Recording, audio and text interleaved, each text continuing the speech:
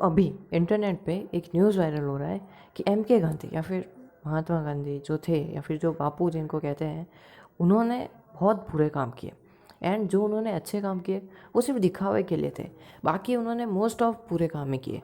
अब ये बात कितनी सच है एंड कितनी झूठी है, हम लोग इसको वीडियो में ज़रूर देखेंगे। Let's begin.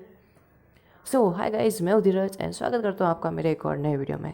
तो आज की वीडियो में हम लोग क्लास 10 सीबीएसई का जो हिस्ट्री का सेकंड चैप्टर है, जो कि हमारे टर्म 2 के सिलेबस में है, नेशनलिज्म इन इंडिया को कंप्लीट करने वाले हैं। इसके अलावा भी 2 चैप्टर और हैं, चैप्टर नंबर 3 एंड 4। बट वो जो है ना, वो सिर्फ इंटरनल असाइनमेंट्स के लिए है, या फिर इसका मतलब है कि वो जो है आपके स्कूल वाले ही उनके अंदर से कुछ क्वेश्चंस दे सकते हैं। ठीक है, वो भी सिर्फ पीएस में, बाकी उनका कोई ऐसा इंपॉर्टेंस नहीं है बोर्ड लेवल पे। एंड महात्मा गांधी वाला जो बात था, जो मैंने इंट्रो में कहा था, उसमें हम लोग थोड़ा बाद में बात करेंगे जब उनका टॉपिक आएगा तब। ठीक है, उससे पहले मैं बताना चाहता हूँ या फिर पूछना चाहता हूँ कि आखिर ऐसा क्या कर रहा हूँ मैं। ठीक है, एक मतलब एक स्पेसिफिक डेट है या फिर एक मंथ कह सकते हो, 8 जुलाई से लेके 17 अगस्त तक। इस जो ये टाइम पीरियड था ना, इस टाइम पीरियड के अंदर चैनल ने ट्रिपल सब्सक्राइबर्स हुए थे। ट्रिपल मतलब 70 सब्सक्राइबर्स से एक महीने के अंदर अंदर सीधा 210 सब्सक्राइबर्स हुए थे। ट्रिपल सब्सक्राइबर्स ओके, एक महीने में। एंड अभी 6 महीने हो गए हैं एंड एक 100 सब्सक्राइबर भी पूरे नहीं हो रहे हैं। ठीक है, मतलब और ऐड नहीं हुए। तो जब मैंने उन वीडियोस को देखा तो मुझे ऐसा लगा कि उसमें सिर्फ एक ही चीज़ कॉमन है। ठीक है, वो है मेरा बड़बोलापन। उसमें बहुत मैं मतलब आउट ऑफ द टॉपिक की हूँ, बहुत कम ही टॉपिक के ऊपर मैंने बात की है। अब यहाँ वो मैटर कर रहा है या फिर उस वक्त पे मैंने प्रमोशन बहुत ज़्यादा किया था, मतलब मास लेवल पे प्रमोशन किया था। जो चैनल दिखता वहाँ मैं मेरा कमेंट डालता कि I teach class 10 CBSE and ये फलाना ढिकना सब कुछ। तो अब इसकी वजह क्या है वो आप लोग बताओ। ठीक है, कि इसकी वजह मेरा पहला जो बड़बोलापन है वो है, या फिर जो मेरी वॉइस थी जो पहले वाले वीडियोज़ में आ रही थी वो है, या फिर जो मैंने प्रमोशन किया था वो इसकी वजह है। ठीक है, मुझे इसकी वजह जाननी है यार, क्योंकि चैनल जो है ना बहुत स्लो जा रहा है। कोई भी नया पर्सन आ ही नहीं रहा, जो मतलब धीरे धीरे चल रहा है वो ही चल रहा है, कुछ भी नया नहीं हो रहा। कितना टाइम वेस्ट हो चुका है, 2 मिनट वेस्ट हो, 3 मिनट्स वेस्ट हो चुके हैं। तो प्लीज़ मुझे इसका वजह बताओ कि आखिर क्या वजह है इसका। ठीक है, बाकी स्टार्ट करते हैं हम लोग नेशनलिज्म इन इंडिया पे। सबसे पहले इसका इंट्रो और पिछले वाले चैप्टर का रिकैप देख लेते हैं। पिछले वाले चैप्टर में हम लोग लोगों के ओवरव्यू से देखते हैं कि लोग क्या चाहते थे। लोग ये चाहते थे कि हम जो है ना, एक सेंस ऑफ यूनिटी होना चाहिए, कि तू भी इसी जगह पे रह रहा है, तू भी वही गाना गा रहा है, तू भी वही खा रहा है, तेरे भी वैसे ही कपड़े हैं, तू भी वैसे ही रह रहा है, तो बस मैं भी वैसे ही रह रहा हूँ, तो बस हम दोनों भाई भाई। अब तू भी वैसे ही रह रहा है वो लोग भी वैसे ही रह रहे हैं, तो भाई हम कोई ना कोई तो यूनिटी टाइप होना चाहिए। एंड वहाँ पे हमारा टर्म आ गया था नेशनलिज्म। ठीक है, अब वहाँ सब लोग चाहते थे कि जो भी चीज़ है वो सारी की सारी नेशनल लेवल पे चली जाए। नेशनल लेवल पे सिंबल्स चले जाए, नेशनल लेवल पे सॉन्ग्स चले जाए, कल्चरल चले जाए, लोग चले जाएँ, फ्लैग्स चले जाएँ। ठीक है, नेशनल लेवल पे नेशनल फ्लैग सिंबल ऐसा। तो ऐसा मतलब चाहते थे कि कोई नेशनल यूनिटी टाइप का कुछ होना चाहिए। अब जैसे वहाँ हुआ ना, अब देखो क्या होता है कि अगर एक जना कोई अच्छा काम करता है एंड सब लोग खुश होते हैं ना, तो फिर दूसरा जना भी उसी चीज़ को स्टार्ट कर देता है। तो जैसा यूरोप में हुआ वैसा फिर सब जगह होने लग गया। सब लोग ऐसा सोचने लग गए कि हाँ यार, बात तो वो लोग भी सही कह रहे हैं, हम भी तो एक हैं, हमें भी कुछ नेशनल लेवल पे चाहिए ना यार, बस चलो हम भी हमारे कंट्री बनाते हैं। बट इंडिया का ना यहाँ कंडीशन थोड़ा सा अलग था। यहाँ पे कॉलोनिज्म था। कॉलोनिज्म का मतलब है कि किसी के ऊपर भी, किसी भी कंट्री के ऊपर दबाव डाल के, प्रेशर डाल के, गुंडागर्दी करके उसके ऊपर काबू करना, कॉलोनिज्म का मतलब। तो इंडिया जो था दूसरों की तरह नहीं था, इसके ऊपर मतलब गुंडागर्दी चल रही थी ब्रिटिशर्स की। बट यही गुंडागर्दी जो ब्रिटिशर्स की थी उसी ने हमें एक किया। कैसे? तुझे भी ब्रिटिशर्स परेशान कर रहे हैं, मुझे भी कर रहे हैं, अरे वाह हम दोनों को कर रहे हैं। वह खैर ये अरे वाह करने की बात नहीं थी, बट हाँ ठीक है, तुझे भी कर रहे हैं मुझे भी कर रहे हैं, चल हम दोनों एक हो जाते हैं एंड गांधी जी के साथ चलते हैं। हाँ क्यों नहीं। देखो एक अकेला जो है ना, जाने से घबराता है कि मैं अकेला वहाँ क्या करूँगा, बट उसी के साथ अगर एक और कोई होता है ना, तो उसको भी सपोर्ट मिलता है, एक कंपनी मिलती है कि हाँ यार सही कह रहा है, चलो चलते हैं। ठीक है, तो ऐसा हुआ था यूनिटी। तो जो उनका जो ऑफेंस था या फिर जो उनका गुंडागर्दी था एंड जिसकी वजह से लोग परेशान थे, उसी की वजह से लोगों में एक इमोशन जगा कि नहीं यार ये गलत कर रहे हैं ब्रिटिशर्स, अब बहुत हो गया। अब इसकी ना हद पार कब हुई वो हम लोग आगे देखेंगे कि कब लोगों को मतलब ऐसा लगा कि नहीं बस यार, अब जितना सहन कर सकते थे ना उतना सहन कर लिया एंड अब और सहन नहीं कर सकते। तो क्या हुआ,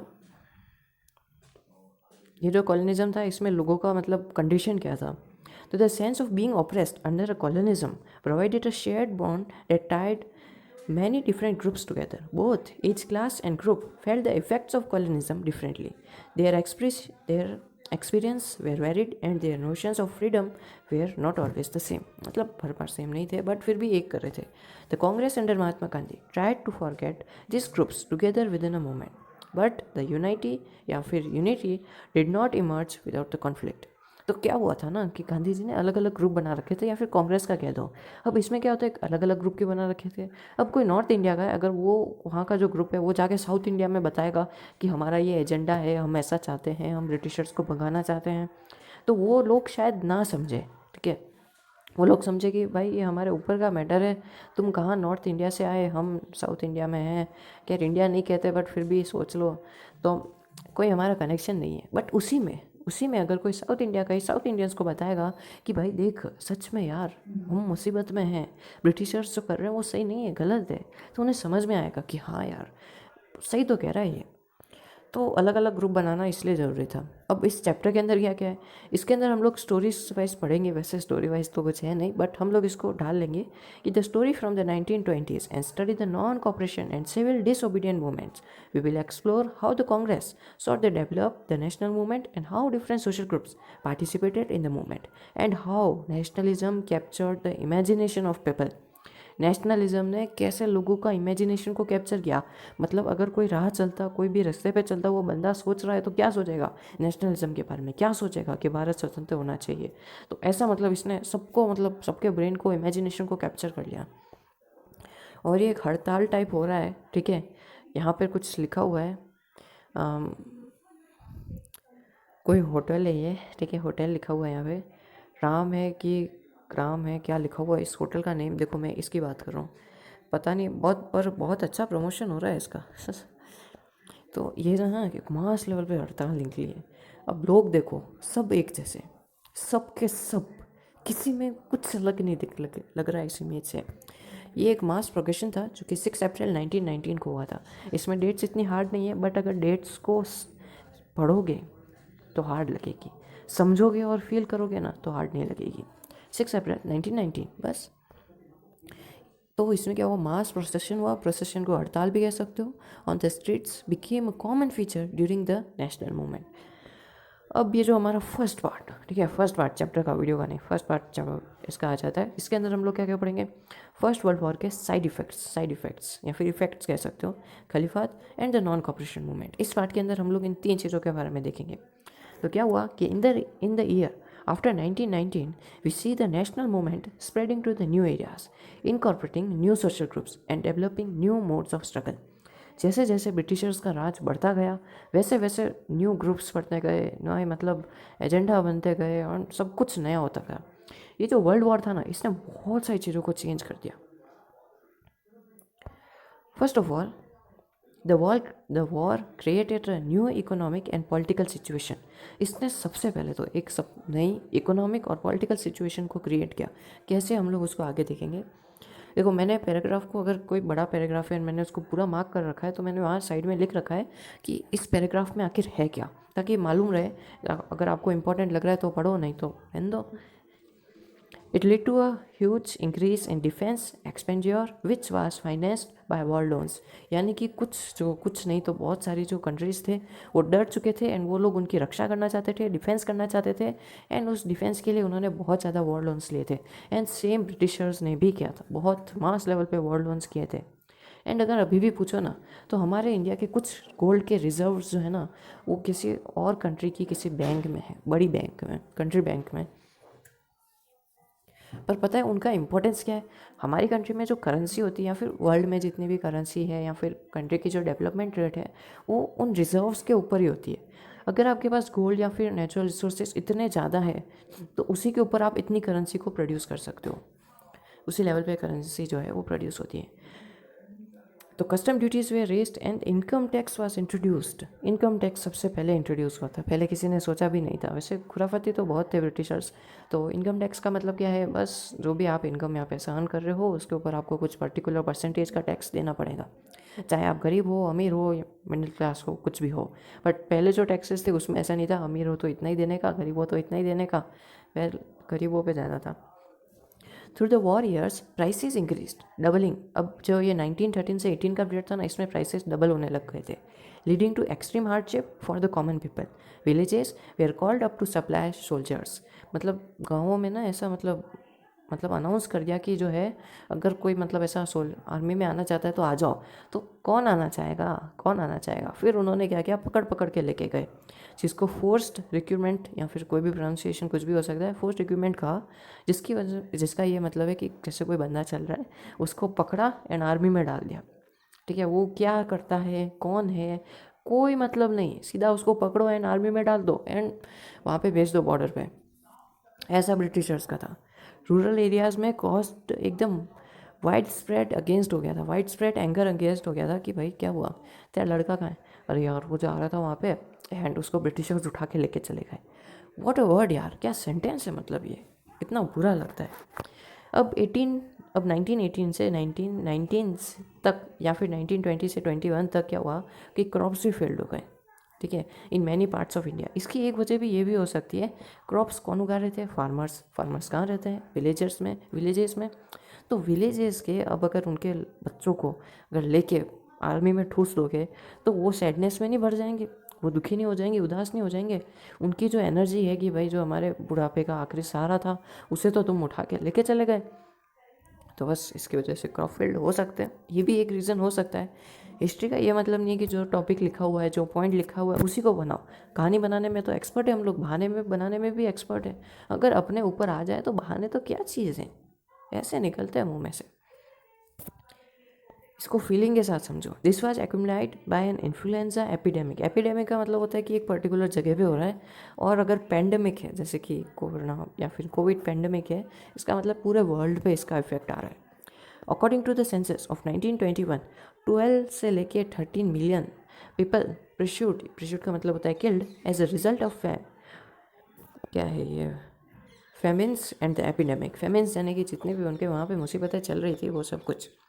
ठीक है, at this age a new leader appeared and suggested a new mode of struggle. And कौन था ये new leader, of course MK Gandhi.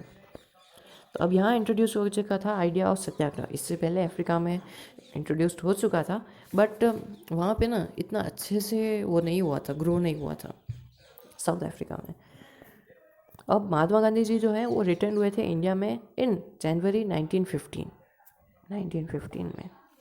क्या बात है, 30 साल के अंदर, 30 ईयर्स में उन्होंने देश को आज़ादी दिला दी। खैर उनके साथ और भी लोग थे। अभी एक है ना, ये एक मार्च है, Indian workers in south Africa March through wall streets इन 6 नवंबर 1930। ये साउथ अफ्रीका में एक मार्च निकाला गया था। ठीक है, जितने भी इंडियन वर्कर्स हैं उन्होंने। अब द रेसियर जैकमैन with a novel method of mass agitation which he called satyagraha. Satyagraha का अगर नॉर्मल अगर इसको तोड़ फोड़ दोगे तो मतलब चलेगा कि सत्य के साथ आग्रह करना, सत्य को रिक्वेस्ट करना। इसका सीधा साधा मतलब होता है कि सामने वाला कोई पर्सन है, जैसा मूवीज़ में देखा होगा, या फिर जो सेंस ऑफ ह्यूमर वाले लोग होते हैं, या फिर देखा है ना जैसे तेनालीरामा एंड ऐसे बहुत सारे लोग हैं। ठीक है, तो वो क्या होता है उसमें कि किसी एग्जाम्पल के थ्रू सामने वाले को ये समझाते कि तू जो कर रहा है वो गलत है। ऐसे नहीं कराते कि हाँ भाई तू देख, ऐसे समझा रहते हैं उसको कि देख तू ये सब कुछ जो कर रहा है वो गलत है, ऐसा नहीं। उसको समझाने का नहीं, उसको रियलाइज़ करवाने का कि ये देख तू समझ इस चीज़ को। इसका अगर मैं इंग्लिश में बताऊँ तो चलो पढ़ लेते हैं। The idea of satyagraha emphasises the power of the truth and the need to search for the truth. यानी कि इसने सच की पावर, सच की जो है वो ताकत दिखाई एंड ये बताया कि सच को ढूंढना कितना ज़्यादा ज़रूरी है। 15 minute, okay.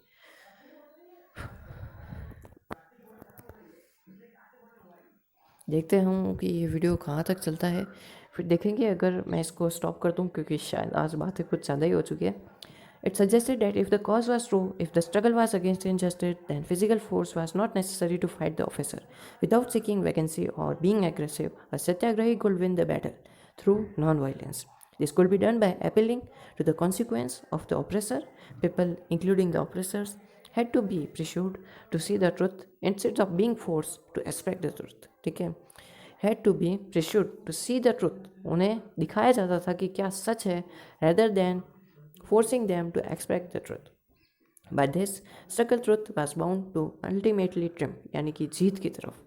Mahatma Gandhi believed that this धर्म of non violence could unite all Indians, यानी कि ये जो सत्याग्रह का जो तरीका है, ये जितने भी इंडियंस हैं उन सभी को ये कर सकता है. क्यों?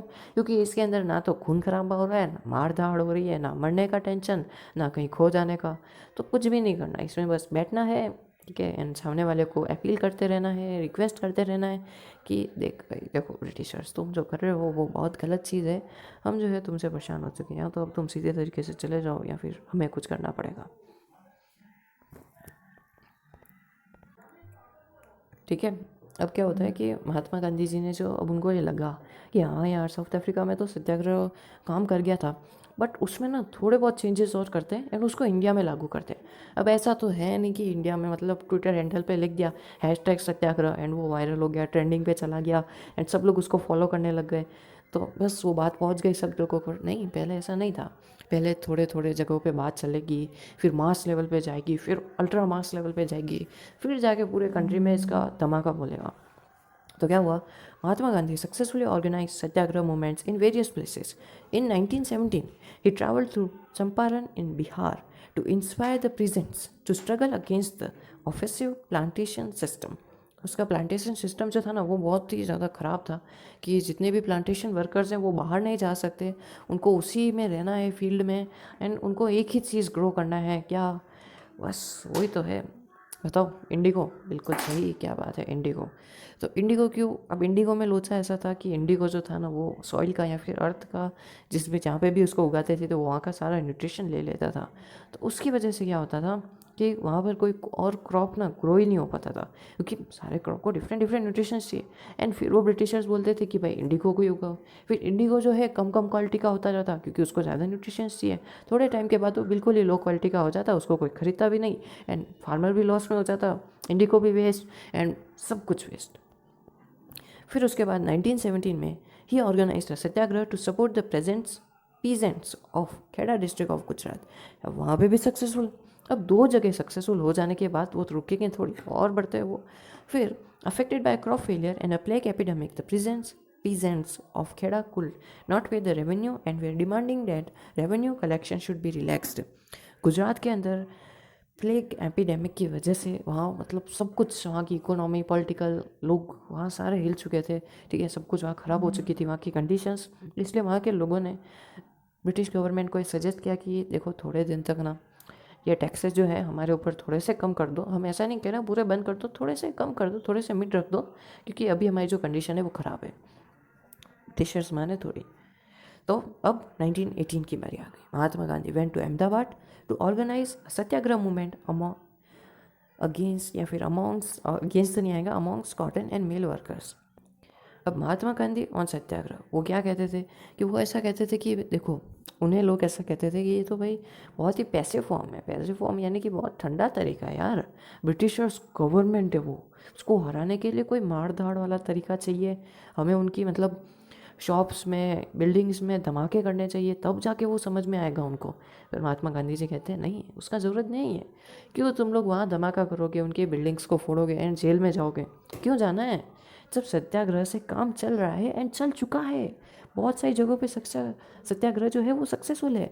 तो तुम्हें क्यों मार धाड़ करनी है? तुम्हें क्यों अपनी जान एंड फैमिली को मुसीबत में डालना है? लोगों को ये बात बहुत समझ में आ रही थी. उनका ये कहना था कि ये जो सत्याग्रह है ना, ये बिल्कुल सोल कनेक्शन वाला तरीका है. इससे बिना कुछ कहे या फिर बिना कुछ ऐसा ऑफेंसिव किए सामने वाले को हमारी बात समझ में आ जाती है. आज नहीं आएगी, कल नहीं आएगी, परसों नहीं आएगी, तो थोड़े टाइम के बाद तो आ ही जाएगी. फिर इसके बाद आ जाते हैं रोअल्ट एक्ट. जब ब्रिटिशर्स को ऐसा लगा कि महात्मा गांधी जी सब जगह सक्सेसफुल हो रहे हैं, तो उनके मन में ना एक डर टाइप आ गया था कि अब अगर ये सब जगह सक्सेसफुल हो गए तो हम लोग क्या करेंगे, ठीक है। तो उन्होंने ऐसा सोचा कि अब उसमें मुसीबत क्या आ रही थी ना, सत्याग्रह का सबसे बड़ा एडवांटेज ये था कि वो कोई भी रूल नहीं तोड़ रहे थे। सत्याग्रह ना बसेज में आग, ना तो वो बसों में आग लगा रहे थे, ना गाड़ियों को ख़राब कर रहे थे, ना बिल्डिंगें फोड़ रहे थे, ना किसी का मर्डर कर रहे थे, कुछ भी नहीं कर रहे थे ऑफेंसिव वो। तो उन्हें जेल में डालोगे तो कैसे डालोगे? अगर आज किसी सत्याग्रही को उठा के, मतलब उस टाइम किसी सत्याग्रही को उठा के कोर्ट के अंदर पेश करोगे तो क्या बोलोगे कि ये वहाँ बैठा बैठा हमें समझा रहा था कि क्या सच है और क्या झूठ। अरे उस बात में कैसे डाल सकते हैं आपको अंदर? नहीं डाल सकते। तो इस एडवांटेज को डिसएडवांटेज बनाया रोवाल्ट एक्ट ने। उसने क्या किया, उसका रोवाल्ट एक्ट का ये मतलब कहना था, या फिर जो कि 1919 में हुआ था, ठीक है, 1919 में बहुत सारी चीज़ें हुई थी। तो 1919 में क्या हुआ, रोवाल्ट एक्ट का ये कहना था, क्या कहना था याद है मुझे, इसका ये मतलब था कि जो मतलब अगर कोई सत्याग्रही है वो सत्याग्रह कर रहा है तो उसको हम लोग जेल में नहीं डाल सकते। बट जब रोवाल्ट एक्ट लग गया तो एक ऐसा नियम बन गया जिसको सत्याग्रही के ऊपर ही अप्लाई होता है, एंड वो उसको तोड़ देते जब भी वो सत्याग्रह में को ज्वाइन करते। तो क्या होता है कि अगर कोई भी ऐसा कोई पॉलिटिकल इशू करता है तो वो सीधा डायरेक्ट जेल में जाएगा, बिना उसको कोर्ट कचहरी का चक्कर लगवाए, सीधा का सीधा वो जेल में जाएगा, एंड वो भी 2 साल के लिए।